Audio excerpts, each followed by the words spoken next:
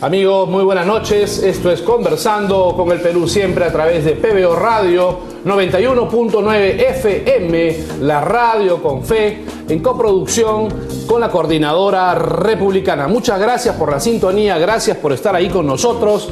Mi nombre, Alberto Bayac. Iniciamos el programa. Ángel, muy buenas noches. ¿Cómo estás? Muy buenas noches, Alberto. Muy buenas noches, amigos que nos están escuchando, nos están viendo por las redes sociales y a través de PBO Radio. Decir lo siguiente, que la coyuntura que estamos viviendo tiende a agudizarse luego de las declaraciones explosivas de Karen López. Hemos tenido la caída del ministro de Transportes y el nombramiento por una persona del entorno que para muchos hace parecer que es más de lo mismo, y estamos a puertas ya de la presencia del gabinete en pleno ante el Congreso para exponer el plan de gobierno y solicitar al final el correspondiente voto de confianza. Por otro lado, esta misma semana, el día de hoy, el pueblo va a ganar otra vez el protagonismo callejero en los espacios públicos. Se inicia un nuevo ciclo de marchas importantes, y eso entonces yo creo que a la coyuntura le va a dar una intensidad, un calor, una renovación, un actor nuevo que va a pugnar en este escenario ya bastante conflictivo. Pero lo que ha sucedido en esta semana es que el protagonismo se ha desplazado de los palacios legislativos y gubernativos al ámbito de la Fiscalía luego de las declaraciones de la señora López.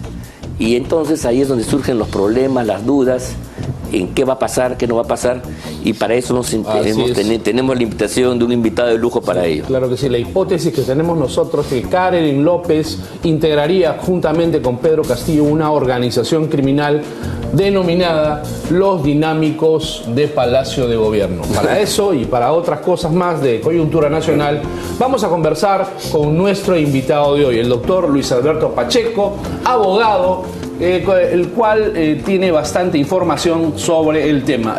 Luis Alberto, ¿cómo estás? Muchas gracias por estar aquí. Alberto, Ángel, muy buenas noches, encantado de estar en vuestro programa y, bueno, a vuestra disposición. Yo quería hacerte una primera pregunta. ¿Qué está pasando con el Ministerio Público? ¿Por qué, en lugar de cumplir el rol que señala la Constitución y que estamos acostumbrados, por qué se ha puesto en el ojo de la tormenta, como si fuera un actor político más, cuando en el fondo no lo es? Ellos son un órgano especializado en investigación y punto, y debería, bueno, responder a eso. Sin embargo, como que ahí se da un juego de poder, la figura máxima de este organismo está en el foco de la tormenta. El día de ayer, viernes, se han presentado y se han admitido incluso algunas denuncias constitucionales contra ella. En fin, está en el foco de la tormenta, como hemos dicho. A ver, me gustaría contextualizar un poquito qué es el Ministerio Público, porque las personas a veces confunden el Ministerio Público con el Poder Judicial y piensan que es exactamente lo mismo, ¿no? Como ustedes saben, la Constitución de 1979 independizó a la Fiscalía y la convirtió en un organismo constitucional autónomo. Antes los fiscales formaban parte del Poder Judicial y se llamaban agentes fiscales. Así es. Pero eso cambia con la Constitución de 1979. Muy importante. Sí. Así es. Pero en la práctica, digamos que el protagonismo lo seguía teniendo el Poder Judicial, a pesar de la independización del Ministerio Público, que es creado como el defensor de la legalidad y el responsable de la carga de la prueba en un proceso penal. Ajá. Pero esto recién se va a consolidar con la entrada en vigencia del nuevo Código Procesal Penal del año 2004, que entra en vigencia el año 2006 de manera progresiva en el país, poco a poco. El Perú está dividido políticamente en 24 regiones y una provincia constitucional, pero judicialmente está dividido en 35 partidos judiciales, 35 jurisdicciones, distritos judiciales. Entonces, ha tomado desde el año 2006 hasta el año pasado, 2021, 15 años para que el código entre en vigencia progresivamente. Ya se logró. Con ello, el Ministerio Público se convierte en el actor principal de un proceso penal. Con lo cual, entonces, la responsabilidad del inicio de un proceso penal ya no está en manos del juez. El juez no es quien determina a quién se le va a iniciar un proceso penal, sino la Fiscalía. Y esto supone, entonces, una concentración impresionante de poder, no solamente para combatir a la delincuencia o para prevenir los actos de ilegalidad, que es para lo que constitucionalmente está llamado el Ministerio Público, sino que empieza a ser utilizado como un instrumento del poder político. Ajá. Y ese es el problema. Ajá. Y esto es algo que nosotros hemos visto sobre todo a partir del gobierno, primero constitucional del señor Vizcarra, constitucional porque él asume la presidencia ante la renuncia de Pedro Pablo Kuczynski, pero luego dictatorial, y esto hay que decirlo claramente porque él cerró inconstitucionalmente el Congreso de la República el 30 de septiembre del año 2019 con un cuento inexistente que es esto de la denegatoria fáctica, ¿no? Entonces, sí, ese fue un golpe de Estado. Así es. Entonces, con eso Vizcarra se convierte en un dictador y empieza a destruir las instituciones para crear otras instituciones que le sirvieran. Una de ellas es la Junta Nacional de Justicia, que viene a reemplazar al Consejo Nacional de la Magistratura. En realidad, un cambio de nombre, simple y llanamente, porque sigue cumpliendo las mismas funciones. Como decía Tancredi de El Gato Pardo, Sí, hay que cambiar todo para que todo siga, para que nada cambie y todo siga funcionando exactamente igual. Así es. Entonces, con ese órgano que debe nombrar, destituir o procesar a los jueces y fiscales en el Perú, se logró tener el control de aquellos fiscales incómodos para el régimen. Dentro de ellos el señor Chávarri, que fue el más atacado, básicamente por Vizcarra y sus fiscales, ¿no es cierto? Lo recuerdo perfectamente. Y había que sacarlo para poder colocar a alguien que asumiera la representación dócil, efectivamente, de la dictadura de Vizcarra dentro del Ministerio Público y controlar políticamente esa institución para utilizar el ejercicio de la acción penal y perseguir a los enemigos del régimen. ¿Y quién fue esa persona?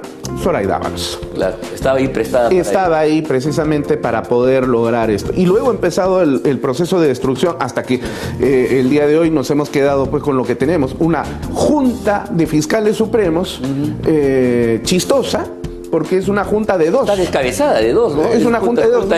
Una junta de dos no es una junta, pues. Está Pablo Sánchez, que ya ha sido fiscal de la Nación. No, y que estuvo comprometido en ese mismo plan de Vizcarra. Así es. Porque él era cómplice de este ardid al cual tú has señalado muy bien. Y Zoraida Ábalos, ¿no? Que dicho sea de paso, es una persona que ha demostrado cómo se puede llevar al extremo el cinismo como un arte, ¿no? Porque ya lo que ella ha hecho del cinismo es realmente artístico. Sí, ¿no? Zoraida Ábalos es una especie de Blancanelia Colán. Yo lo he dicho, lo he dicho más de una vez y creo que no me he equivocado, lamentablemente. Ojalá me hubiera equivocado, pero sí, efectivamente es la nueva Blancanelia Colán de estos tiempos. Con una diferencia, ¿no? La diferencia es que Blancanelia Colán era una mujer de coraje, de temple, para la delincuencia, pero de coraje y temple al fin y al cabo. Aquí tenemos a una persona sórdida, a una persona que se autoproclama cristiana, pero que en la práctica pues termina siendo más farisea que... Se le ve timorata a esta mujer, ¿no? ¿Cómo la ves tú? Es que ella sabe perfectamente que lo que le espera por delante es la cárcel. ¿Cómo no tener miedo a ello? Después del conjunto de delitos que ella ha cometido con su séquito de fiscales que le rodean al interior del Ministerio Público y también al mismo tiempo por haber encubierto la comisión de múltiples delitos cometidos por su mentor, el dictador Vizcarra, que tiene acumulado pues una serie de casos que tarde o temprano van a tener que ser procesados. Y este compromiso que tiene ella con él y ahora también con el actual presidente de la República también es delictivo, ¿no? El encubrimiento real. Así que lo que le espera es la cárcel. No, en realidad, entonces la hipótesis que estamos manejando acá, yo comparto, es que el Ministerio Público está tomado políticamente por un conjunto de personas que han puesto esta institución fundamental para la vida democrática del país y el régimen constitucional al servicio del gobierno de turno. Lo hizo con Vizcarra de modo clarísimo y ahora busca cómo encontrarse con el señor Castillo y eso quizás serían las explicaciones por qué la opinión pública siente que las investigaciones que están a cargo de todos ellos o no caminan o están caminando a paso muy lento. Cuando caminan. Cuando caminan, pues por eso. Porque en otros casos... han sido ligerísimos. Y se obstaculizan, como el caso de los dinámicos del centro, por ejemplo, donde Omar Tello frustra y traba los procesos en Huancayo, justamente en pleno proceso electoral, ¿no es cierto? Entonces, esa obstaculización también es delictiva. Ahora, quiero resaltar una de las múltiples mentiras que suele decir Zoraida Ábalos y en las cuales se está enredando últimamente. Sí. Cuando ella le abre investigación a Vizcarra y luego la suspende porque dice que el artículo de la Constitución impide, ¿no? Ese cuento. Y lo mismo hace con el actual presidente de la República. Bueno, todos sabemos perfectamente lo que dice ese artículo de la Constitución. Dice, no se puede acusar, pero no impide investigar. Ella puede tranquilamente investigar y la investigación implica evitar la desaparición de la huella. Y eso es precisamente la función de la investigación. Pero quiero dar un dato más.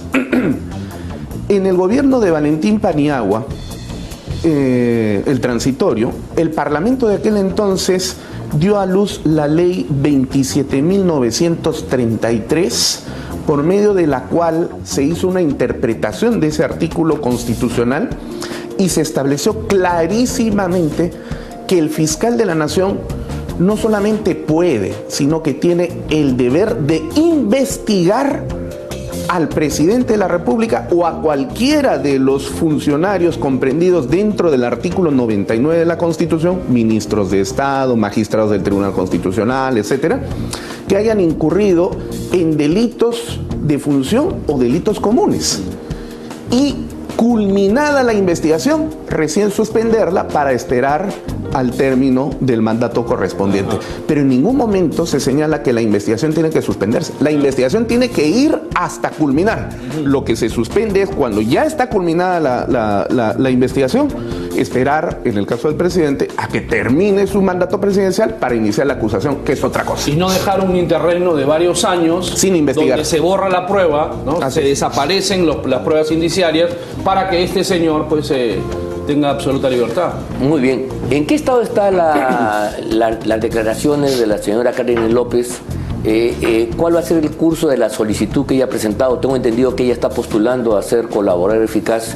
¿Podrías explicar a los amigos que nos escuchan en qué consiste este trámite y cuál va a ser su resultado finalmente? La colaboración eficaz es una figura que ha sido incorporada justamente con el nuevo Código Procesal Penal y que implica que la persona que, formando parte de una organización criminal y ha cometido en consecuencia delitos, pero o sea, hay un reconocimiento del delito previo. Tiene que haber un reconocimiento. Eso es muy importante decirlo. Así es.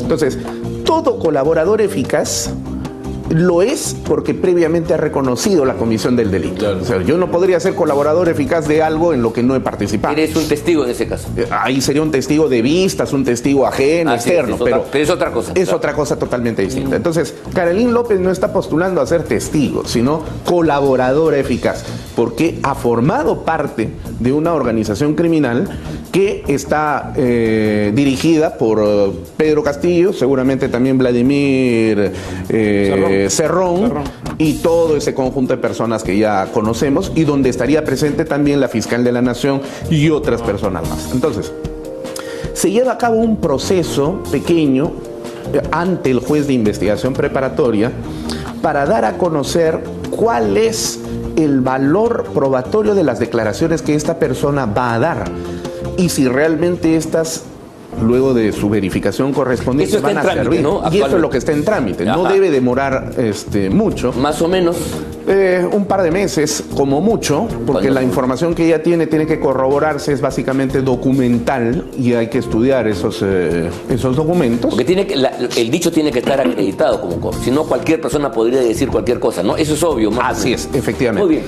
El juez aceptará y evidentemente lo va a hacer. O sea, si no lo hace ya sería pues un escándalo, ¿no? Porque es evidente lo que nosotros ya hemos conocido a través de la prensa.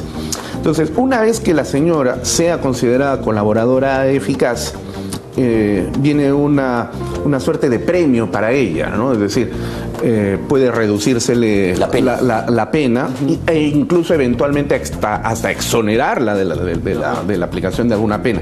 Lo importante es dos cosas. Uno, reconocer que sí se ha cometido delito, y dos, todo el conocimiento que ella tiene de la participación delictiva de las personas que conforman esta organización criminal. Zarratea sería el centro de operaciones de esta organización criminal, ¿no? Y parece que Bruno Pacheco se podría convertir en un colaborador eficaz también, ¿no? Todo apunta que sí, ¿no? Todo apunta que sí, porque definitivamente las penas que vienen aparejadas con la calificación de los gravísimos delitos de organización criminal, lavado de activos, corrupción de funcionarios, que entran dentro de este licuado de crímenes, son penas muy altas. O sea, digamos, mínimamente le espera por lo menos unos 20 años de cárcel. Entonces, frente a esa situación, con la edad que este señor tiene, lo que le esperaría sería salir muerto de la cárcel. Entonces, no le queda otra opción más que ser un colaborador eficaz para tratar de disminuir la pena. Una pregunta, ¿por qué ella y sus abogados han ido a hacer estas declaraciones, esta solicitud para que se la declare de colaboradora? Lo han hecho ante la Fiscalía especializada en lavado de activos y no en la especializada en delitos de corrupción con Tello a la cabeza.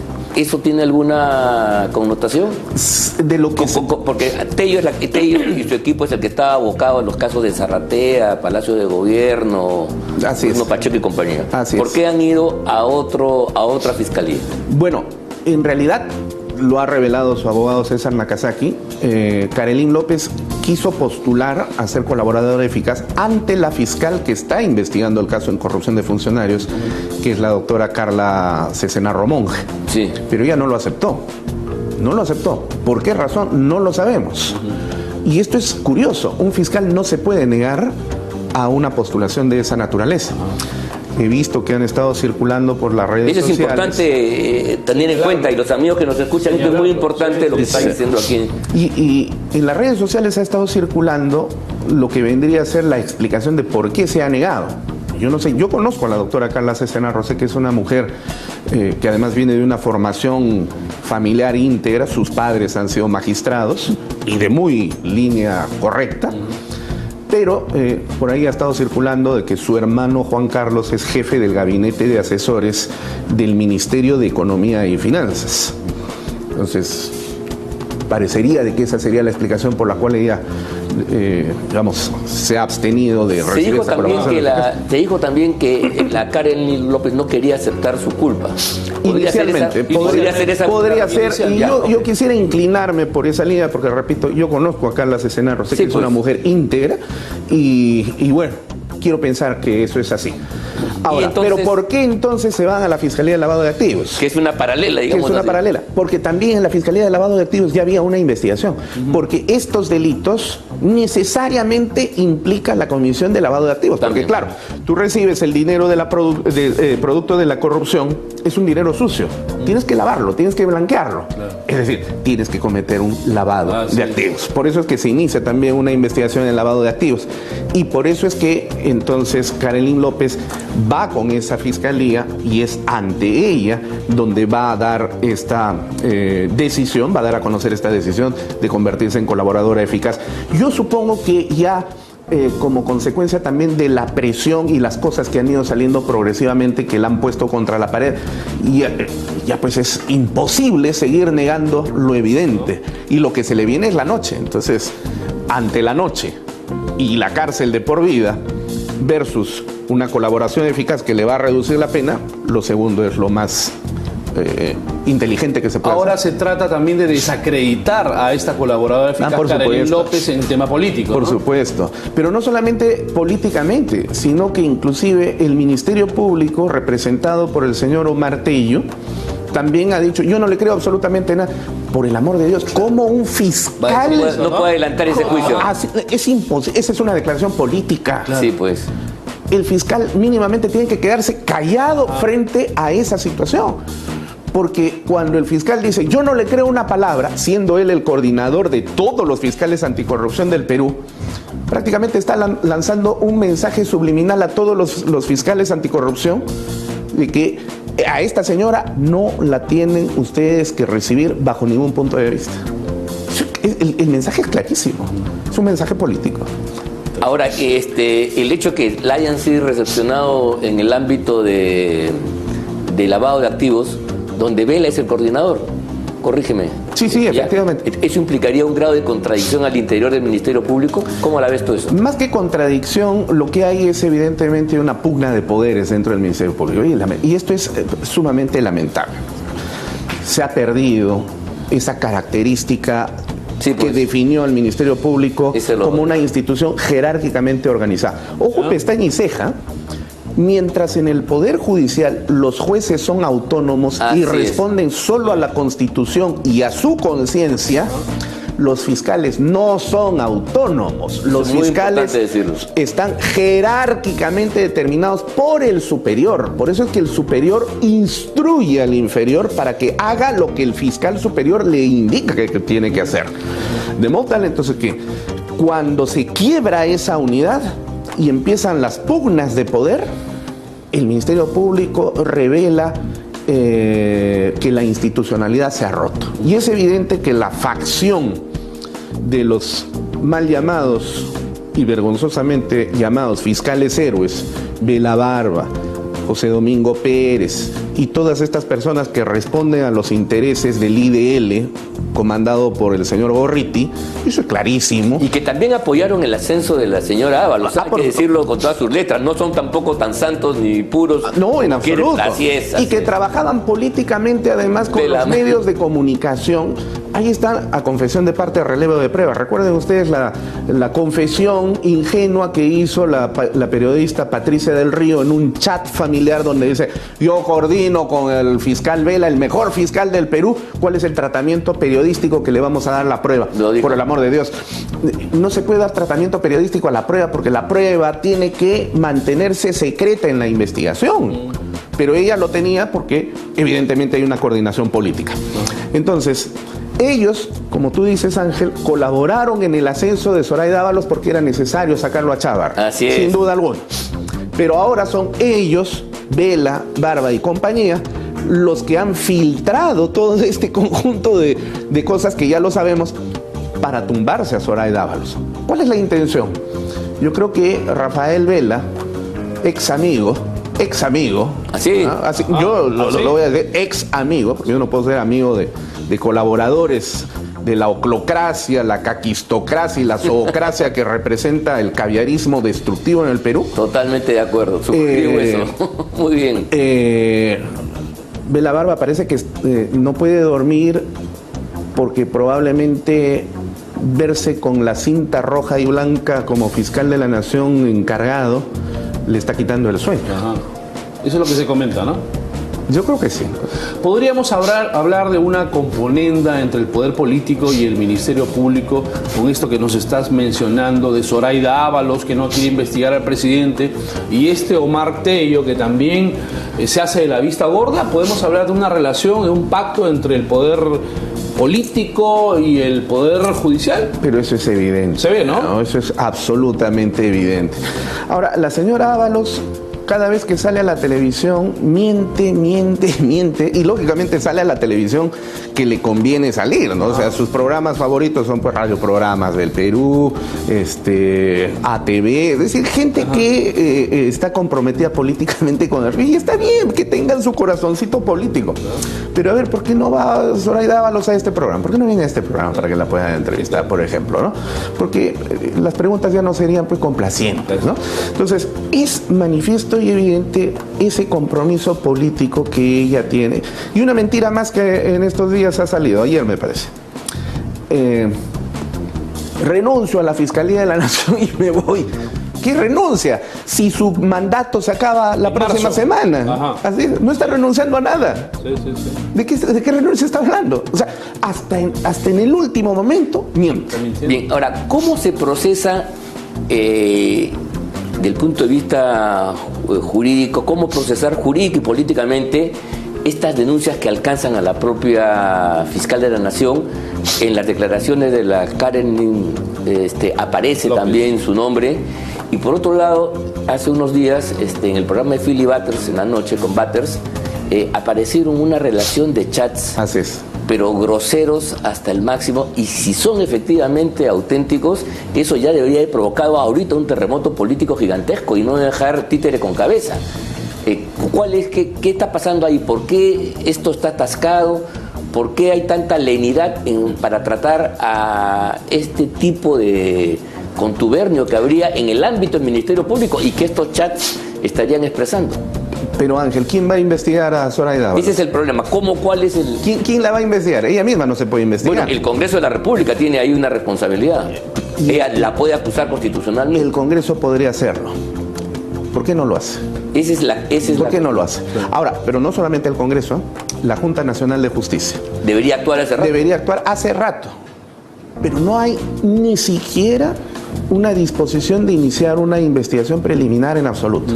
¿Por qué? Porque la Junta Nacional de Justicia, que es criatura del dictador Vizcarra, está integrada por personas que políticamente fueron designadas justamente para satisfacer los intereses de Vizcarra y de la progresía en el Perú.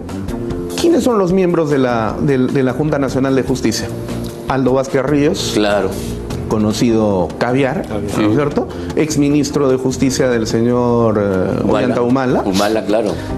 José Ávila, hoy presidente de la Junta Nacional de Justicia, viceministro de Justicia en su momento y luego el presidente de este organismo de prevención del delito, de prevención de los conflictos sociales de la PCM, que no previene absolutamente nada, pero hoy trabajó con Humala. Sí. Además, su vocación y vinculación Caviar es completamente obvia. Innegable. Imelda Tumialán, que viene de una caviarizada Defensoría del Pueblo. Esta otra señora que ya cumplió los 70 años y que debería irse, pero que a través de una interpretación... Tello, la señora Tello, la doctora Tello. ¿Cierto?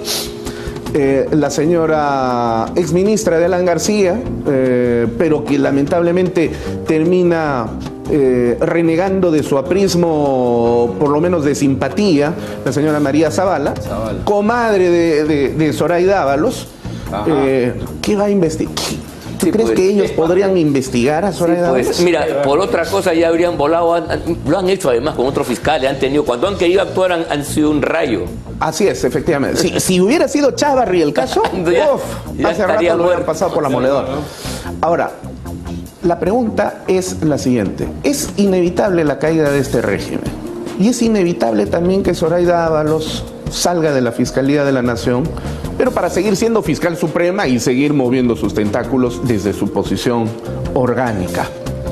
El tema es quién va a limpiar todo el estropicio que han hecho del Estado de Derecho después. Yo creo que en realidad, si me permite, ya estamos terminando, pero es fundamental para el régimen democrático, para la salud de la República, de que el Ministerio Público recupere la prestancia que la Constitución le da y no se convierta en este organismo totalmente cuestionado al servicio de las pasiones de los dictadores de turno. Exacto. Sí. Ese es un tema que yo creo de principio que deberían entender los parlamentarios sobre todo. Y eso pasa, en primer lugar, por destituir a todos los miembros de la Junta Nacional de Justicia. Sí. ¿No? Y designar a gente realmente proba, pero no los probos de los cartones caviares, que son los que exhiben sus representaciones y corazones políticos hacia ese sector, sino gente realmente o los diplomados truchos, ¿no? De Librejur. Sí. Eso, Librejur. Y por otro lado,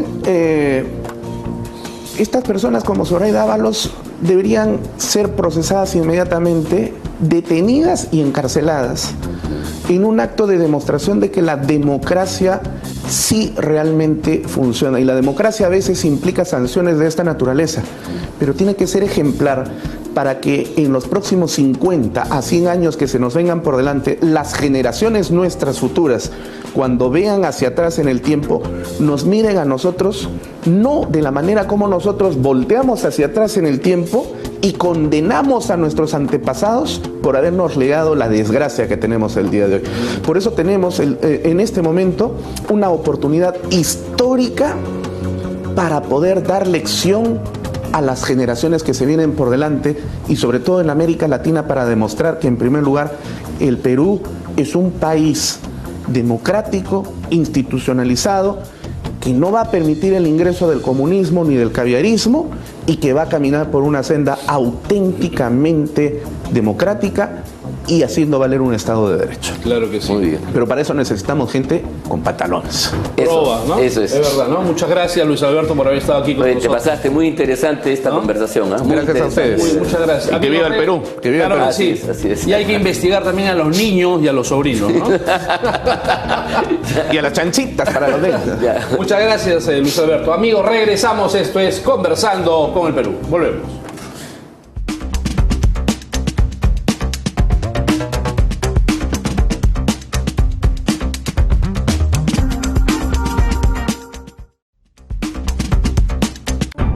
No a la persecución de Antero y Merino. Habla Hugo Guerra. Hola, no te confundas. Los responsables de la violencia no son Manuel Merino, Antero Flores ni Gastón Rodríguez. Los culpables son otros y tú sabes quiénes son.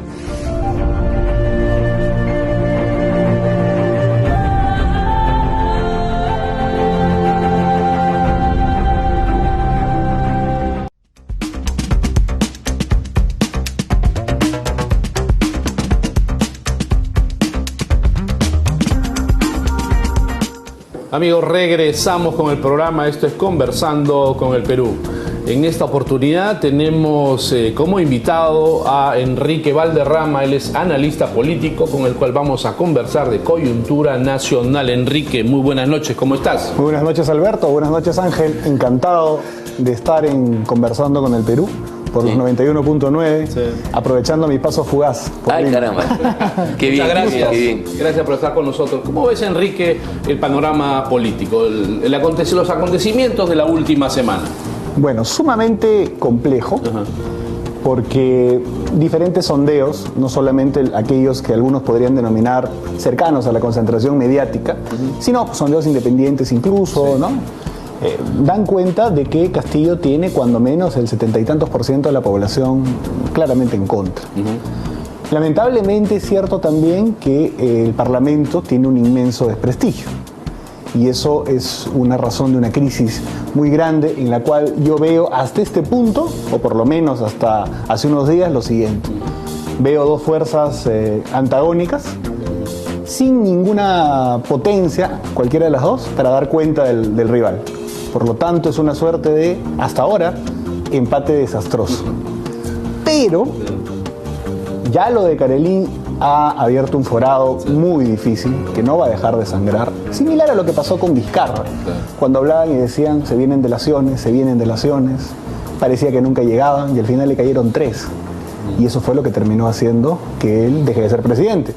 Si el señor Pacheco, yo creo que esto desde el punto de vista ya, no sé, jurídico, político penal prácticamente, se acoge a la colaboración eficaz, yo creo que será claramente el fin de Castillo. Se yo cae el régimen. creo que no veo que una persona como Pacheco tenga pues convicciones y lealtades a alguien como Castillo. Por lo tanto, lo más probable es que eso termine madurando. A pesar que se ha comprobado que Castillo y Bruno Pacheco, Enrique, son íntimos amigos, ¿no? Incluso había una pelea en Palacio de Gobierno por determinados temas. Bueno, liderando ellos una organización criminal que tiene como capo pues a Pedro Castillo, están los sobrinos, están los niños de Acción Popular en el Congreso de la República, es decir, un pulpo, Ángel, ¿no? Sí. Un pulpo que incluso llega hasta la Fiscalía y el Ministerio Público. Es decir, ¿qué cosa está sucediendo? Tú dices que hay una descomposición, ¿no es verdad? En el Congreso de la República, institucional, el Ejecutivo, pero esto llega, digamos, a todos los sectores del aparato estatal. Bueno, planteas una cuestión compleja y te tengo que responder que lo que hace falta, lo que tenemos que empujar desde los diferentes espacios de la sociedad civil, los partidos políticos que están y que no están en el Congreso, es una agenda de recuperación de la patria institucional frente a una mafia, una organización criminal que tiene dos dimensiones: la dimensión delictiva de robos y evidentemente la dimensión de la lesión a la soberanía del Perú. Es un tema muy importante. Lo de Bolivia no es un asunto menor. Sí, eso... No es un asunto menor. Y no es un asunto, y ojo para que los que nos escuchan porque sé que los 91.9 son bastante sintonizados, PBO, quiero decirles una cosa muy importante, y es lo siguiente. No se trata acá del amiguismo de Castillo con Evo Morales. Eso podría explicarlo, pero no es así. Ajá. Es todo un plan geopolítico alrededor, exactamente. Prácticamente el febril sueño que tiene pues el Grupo de Puebla en el fondo es construir la Unión Soviética Latinoamericana, ¿no? Y evidentemente hay algunos que están tomando distancia ya un poco de eso. He visto, a pesar de que no parezca, he visto por ejemplo a Boric ya ponerse un poquito al medio ya, pero hay otros que claramente están en ese esquema.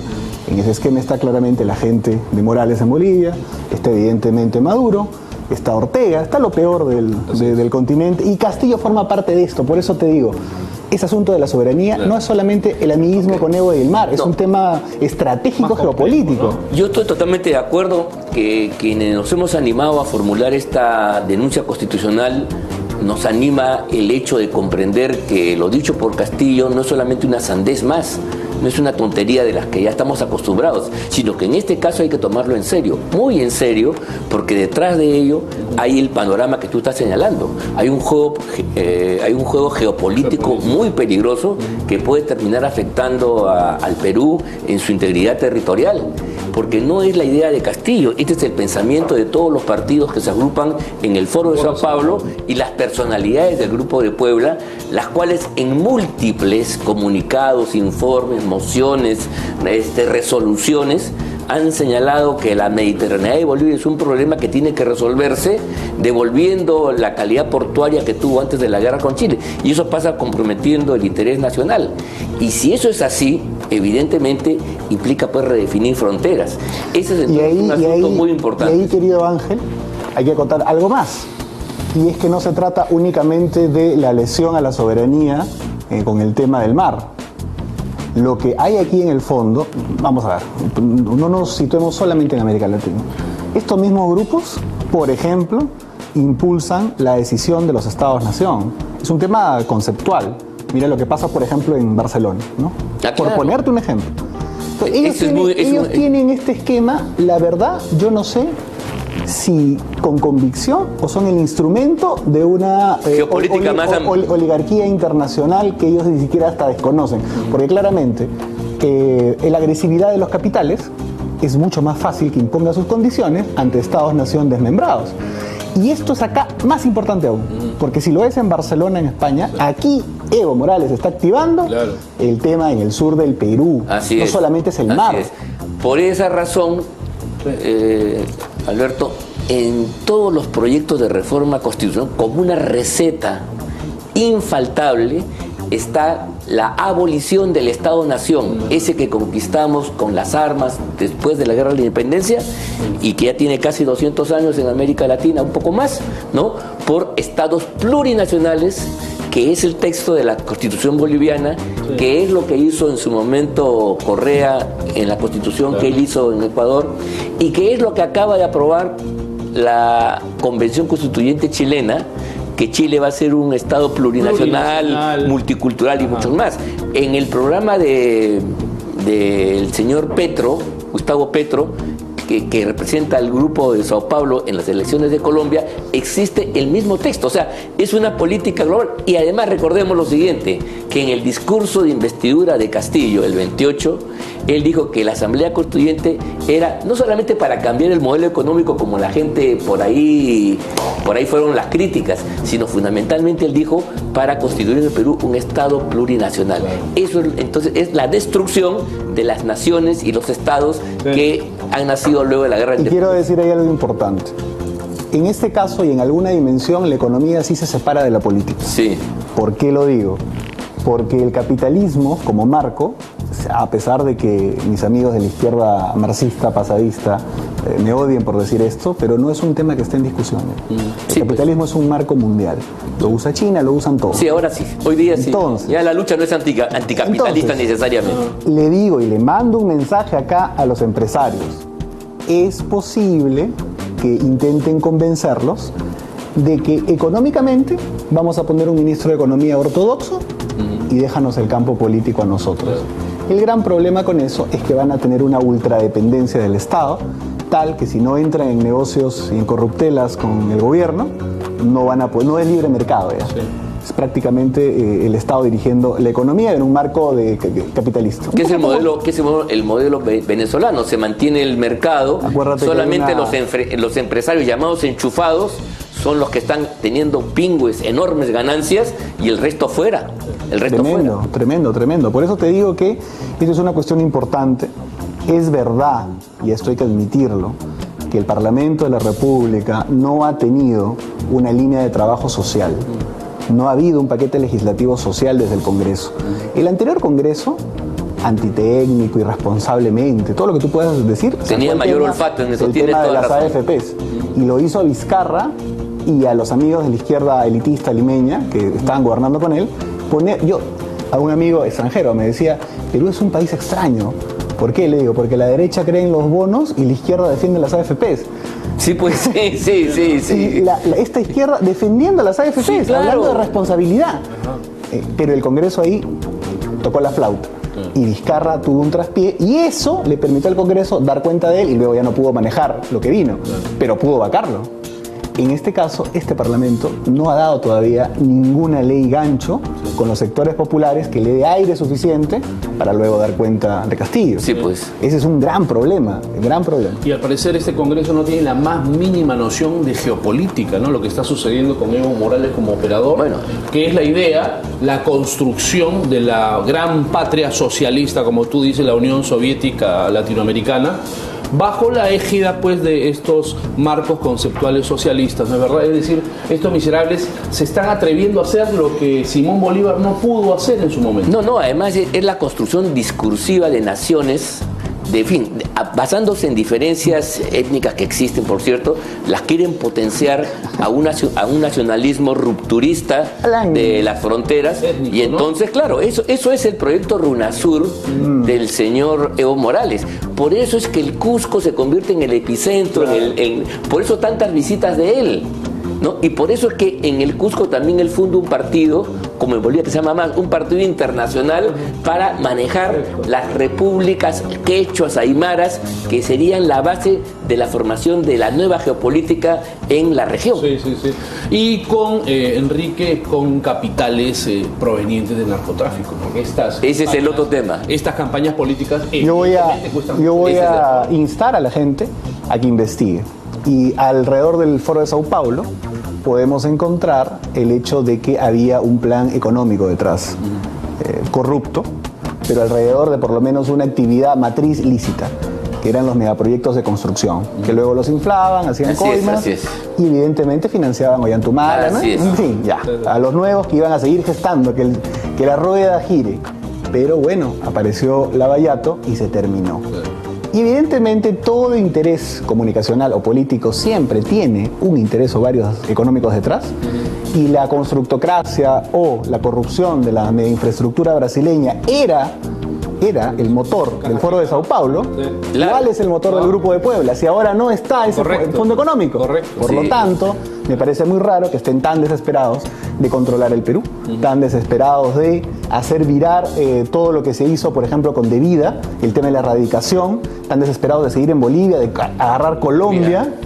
Hablando de lo que estás tú diciendo, lo que dices es fundamental, Enrique. Mira, hace un par de semanas, y lamentablemente ha pasado desapercibido por toda la prensa, el señor Ricardo Soberón, que es el nuevo jefe de Devida, en el Cusco, en un lugar, ha suscrito un acuerdo, un pacto social, así le llaman pacto social, con la Federación de Productores de Coca del Brain, de la zona del Brain, ¿correcto?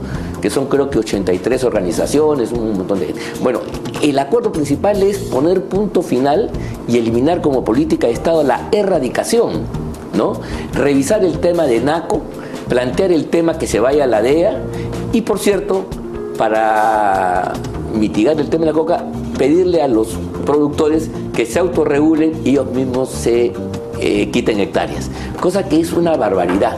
Pero esto es una especie de bajada de bandera para que el narcotráfico pueda tener un nuevo aliento. y sea efectivamente la gran fuente de financiamiento de estos planes del señor Morales, que por cierto hay que recordarle a los amigos que él viene de una experiencia de cocalera en Cochabamba y acá compañía, tengo que decir una cosa. Algunos dirán, bueno, Valderrama, Valle y Delgado pues están exagerando, ¿no? Porque Castillo es un torpe. Probablemente no ha leído nunca un libro. Probablemente un panfleto sí, pero un libro no. ¿Cómo él puede estar en esta Claro. jugada? Castillo es una circunstancia, es una construcción. El proyecto va más allá de Castillo. Y si Castillo empieza a cometer tantas torpezas, pero tantas torpezas, que ponga en peligro el proyecto, yo te garantizo aquí que ellos mismos le van a bajar el dedo. le bajan Ellos el mismos dedo. lo reemplazan. Claro. Porque el proyecto sigue Va a continuar. y Sí, encontrarán a otro. Sí, eso es lo que te iba a decir. Es decir, Castillo, debido a sus limitaciones intelectuales... Perdón que te corte. En ese punto, solo en ese punto, Sí. Cerrón es más importante que Por Castillo. supuesto.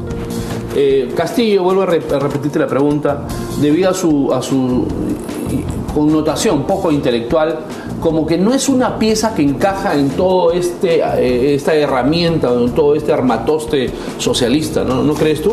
No, Yo no claro. le llamaría socialista. Ustedes saben que yo soy miembro de la Comisión Política del APRA, Ya. que nos decimos socialdemócratas, democráticas sociales. Yo creo que esto es marxismo, ¿no? Que la socialdemocracia dejó de ser El marxismo. socialismo pero a del lo siglo que XXI, pues el chavismo... totalmente, ¿no? Que es lo que él edulcorado, inventó, ¿no? Inventó. Es Bueno, el nombre, sí. Como lo roban cosas, ¿no? Roban socialismo, que tenía otra connotación, Ángel, te acordarás, Claro, hace sí, 30 sí, años. sí, sí. Yo me acuerdo un discurso de Alas García donde decía, saquemos a Bolívar de la cruz chavista donde lo están crucificando. Así es. Porque yo creo que Bolívar tenía más bien ideales liberales, no esto que estamos viendo aquí, no en esa proyección. Pero yo creo importante decir que Castillo, como tú bien has señalado, y voy a hacer una hipótesis aquí, yo creo que si nosotros le diéramos un suero de la verdad a Cerrón y le preguntáramos, ¿tú creías que iban a ganar?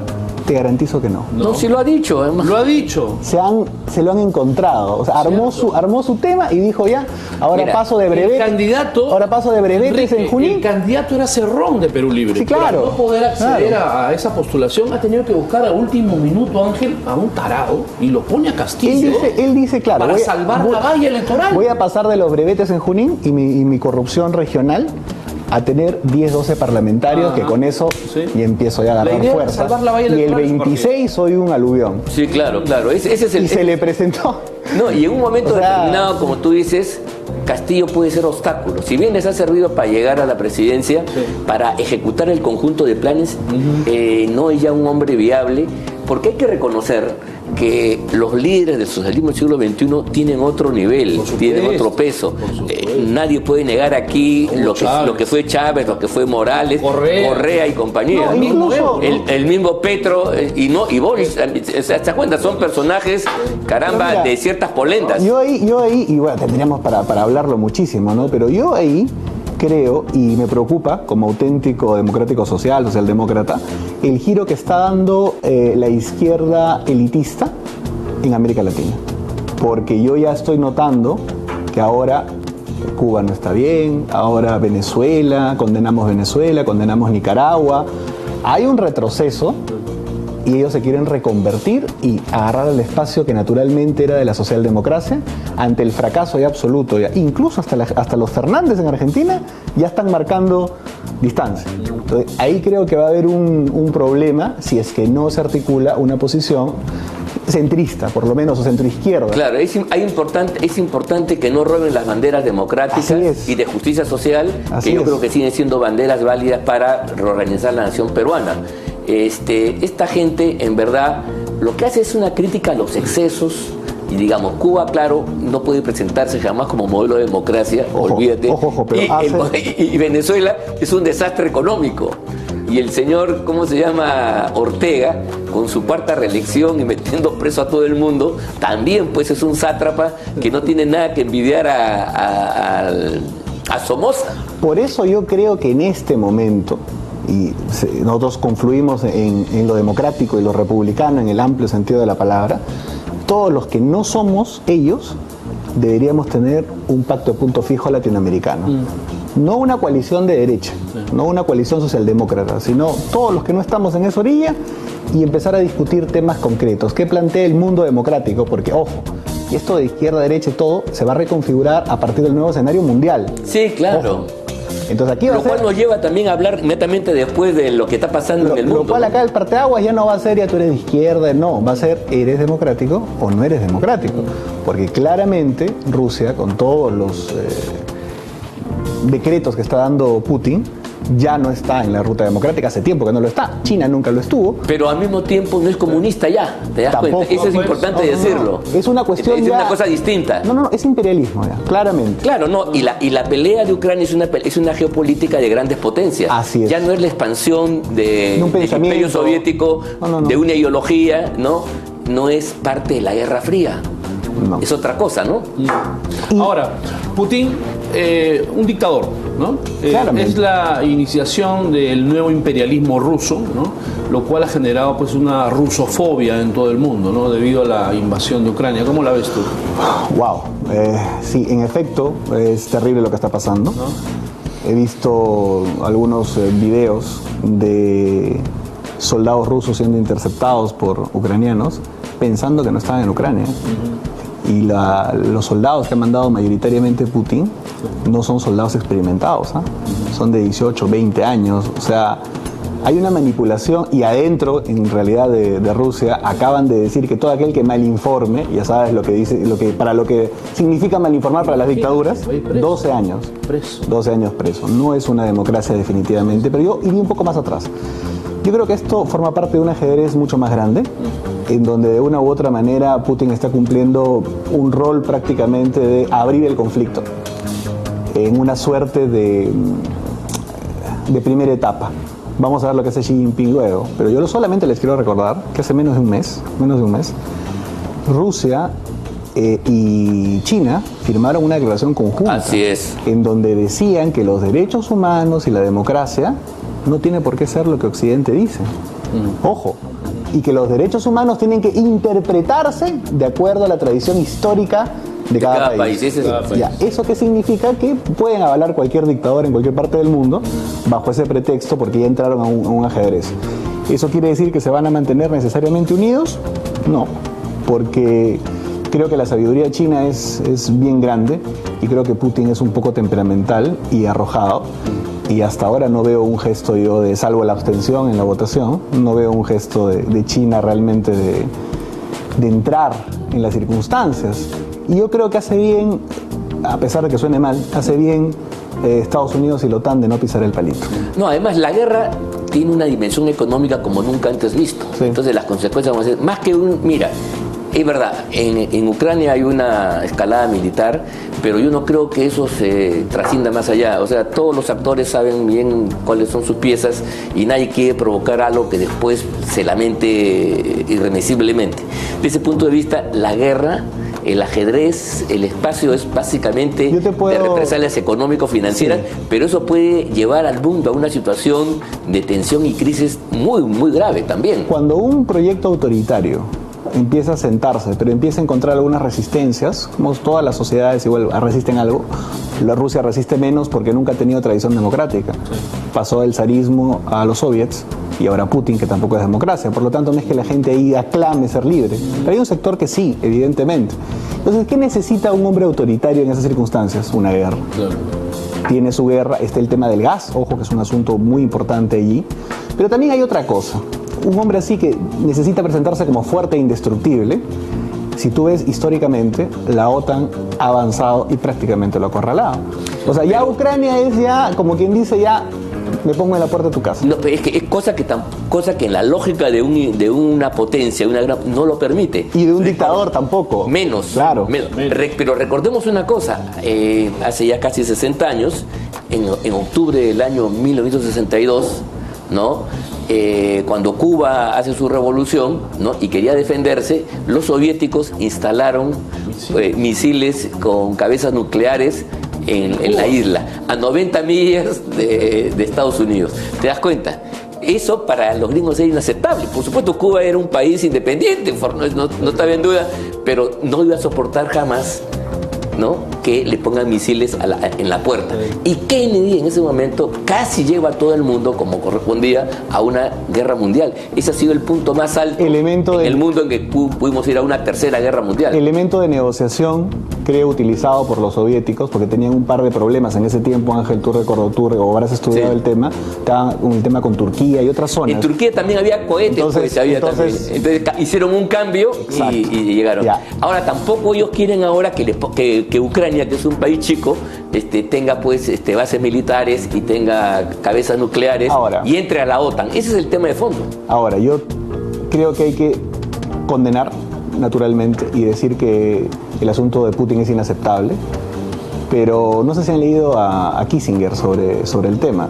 No. Pero él dice que lo más sensato para todos sería que Ucrania sea un territorio libre de temas militares. Igual que Finlandia, igual que Suecia. Un colchón, como un colchón, ¿no? O sea, la frontera, un estado tapón. Un estado tapón, ¿no? Exacto. La frontera natural de Rusia es con Ucrania, que es neutra. La frontera natural de Europa con Rusia es Ucrania, que es neutra. Ahora, punto. Enrique, Putin ha amenazado a Finlandia y a Suecia con represalias similares a las de Ucrania. Bueno, si integran la OTAN. Es que eso, mira, Finlandia, que además ha tenido una historia muy vinculada a guerras con la Unión Soviética, y Suecia, de alguna manera también, cuando entran a la Unión Europea no entran a la OTAN, eso es importante decirlo, y son zonas desmilitarizadas. Sí. Y eso es lo que no ha querido hacer Ucrania con el nuevo presidente, que al contrario ha ido a una política de forzar las cosas y ha desencadenado el conflicto. Zelensky, desde ese punto de vista, ha sido irresponsable al no entender cuál es la situación mundial y no puede pues arriesgar como se ha arriesgado la situación de la paz mundial, ¿no? Zelensky o quienes lo controlan, ¿no? O quienes lo controlan. Porque creo que está bastante claro que él tiene una orientación, porque otro en su posición hubiera tratado de agotar la negociación, me parece que hasta el final, ¿no? No, aquí hay provocación por ese lado también. Hay un tema que hay que condenar todos a Rusia, pero naturalmente hay que saber manejar también un poco lo que ha pasado, ¿no? No hay que simplemente caer en la rusofobia, ¿no? Me parece eso, hay que analizar las cosas. Ojalá que se llegue a una solución, porque el tipo que está al frente de Rusia yo creo que no va a aceptar una derrota pública. Esa es mi gran preocupación. Y no va a aceptar además un esquema en el cual Rusia parezca pues rodeado por la OTAN. Además, mira, uno de los compromisos que tuvo Gorbachev al momento que se disolvió la Unión Soviética era que la OTAN no iba a avanzar más hacia el este y se quedaba donde estaba. Y además, la OTAN era la respuesta militar ¿a qué cosa? Al Pacto de Varsovia, que se disolvió con la caída de la Unión Soviética. Entonces, eso es un tema muy importante para la paz mundial, donde ya la geopolítica tiene un carácter multipolar y otras características, y por lo tanto no hay por qué volver a los tiempos de una guerra fría cuando ya no hay el expansionismo comunista de la época. Un ajedrez muy interesante, sin duda. Para terminar, simplemente digo, parece que el que mejor parado queda de todo esto es los Estados Unidos, ¿no? Porque una relación armoniosa quizás de Rusia con Europa era un poco preocupante. Hay que ver también el ajedrez mundial. La India se ha votado en abstención. Ojo. India también. China también, Emiratos Árabes. Sí, pero en el caso de la India hay una rivalidad clara con China, pero aún así ha votado en abstención. Se ha alineado, claro. Porque ellos no quieren romper con Rusia también. Y más bien la posición india, para que todos puedan investigar, para no solamente ser tener una sola fuente, la posición india no es pro-China, digamos.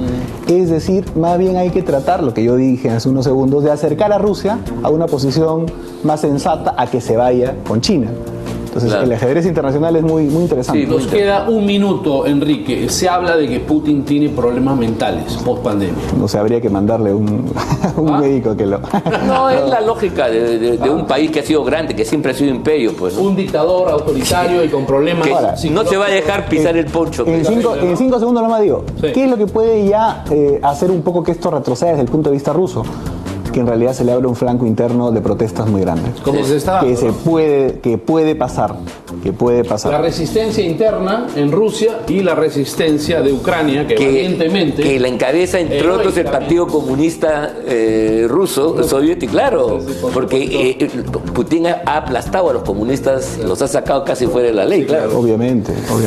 Listo, muchas gracias, Enrique, por haber estado con nosotros. No, gracias a usted, encantado de estar como siempre aquí. Muchas gracias, muy amables. Amigos, esto ha sido todo. todo. Esto ha sido Conversando con el Perú, siempre a través de PBO Radio 91.9M, 91.9 FM, la radio con fe. Muchas gracias, fuerte abrazo para todos.